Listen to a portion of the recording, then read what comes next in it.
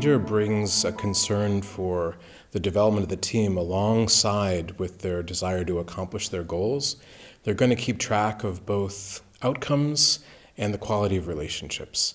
And that means that you have to be intentional about process, about inclusion. That means even the mission and the vision should be part of a conversation that involves key stakeholders. And that brings people into a deeper level of commitment. It also brings people into a deeper level of creativity around how to address complex challenges. And that's what we're facing today, both in the Society of Jesus, the church, and society. We need diverse perspectives. We need to be able to harmonize people with broad and different skill sets working across sectors to collaborate together and address challenges. So if leaders bring that concern both for outcomes as well as for people and process, they're pretty much guaranteed the results are going to be better for everyone, as well as for achieving what they desired to make happen.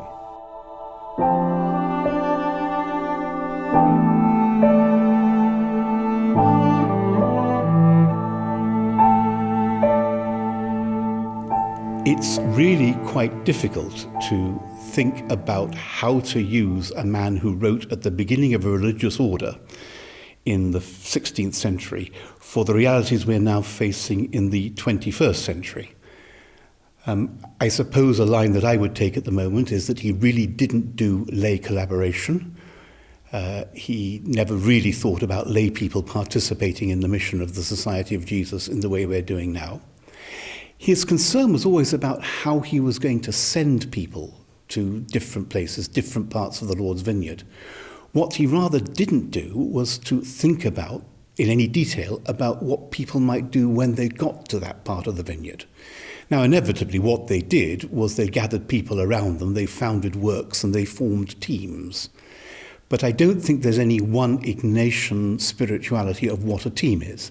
It would be much more in the spirit of Ignatius's teaching to say the team you will form in Brazil is really rather different from the kind of team you would form in Japan or in Portugal. And he would trust the workings of the Spirit in the man on the spot to make the appropriate decisions about how to form that team. What his concern is about maintaining the relationships of mission and of union in the society itself.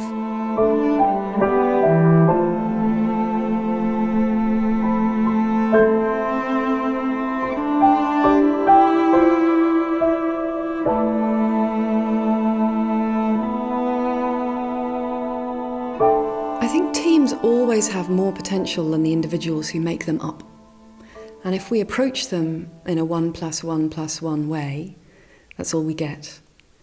But there's something special about an Ignatian team, Jesuits and lay people working together, because the respect and the belief in the value of being mutual together allows us to be more than the sum of our parts and infuses it with a different character of belief in people because of their value in the heart of God means that we value them differently in our own hearts and we aspire to it even when we struggle to.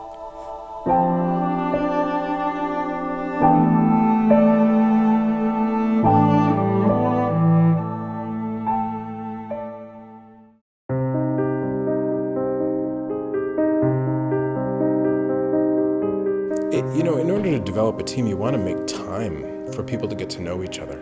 Sometimes we rush too quickly to get something done, and as a result, we miss the important process not only of building relationships and rapport, but also a kind of elasticity so that people can give and take feedback and understand better that feedback is part of a performance improvement process, not some kind of a personal agenda to make people feel bad. Once people build that tolerance and elasticity of relationships, so much more can be accomplished and often so much more quickly. It facilitates decision-making when people trust each other and know each other well.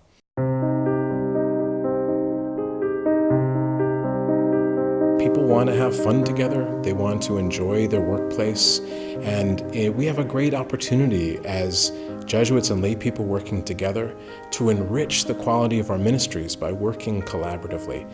People feel a joy as part of something bigger than themselves. And we want to create the place where no matter what a person's role is, they feel the joy of being part of a mission that's meaningful and that is somehow transformative for people who have great needs.